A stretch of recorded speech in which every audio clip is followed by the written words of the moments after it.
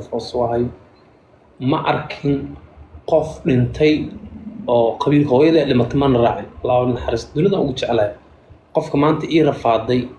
oo markaan saas ku nuuxi ila murgo jirtay markaan jira murgo jacay matman raacin qabiil waxa ma raacayo ima raacayso lacag ya جو مرة aniga hooyada ma dhiman ama daba raacay يعني مركي خلاص مرة عمل may waa taas waa raac waraagii intaas ka wado markuu qofku dhinto god kala gelsho lacagtiis ma raacda صح هذا ثاني meel koraan ka hadlooyaa meel kore qofka lacagtiis ma raacaysa ilmihiis ma raacayo qabiilkiis ma raacayso nin walba camalkiisa raacayaan marka aakhir zamaana lagu jiraa ma fahanti afkayga afdawalan dahab qofkan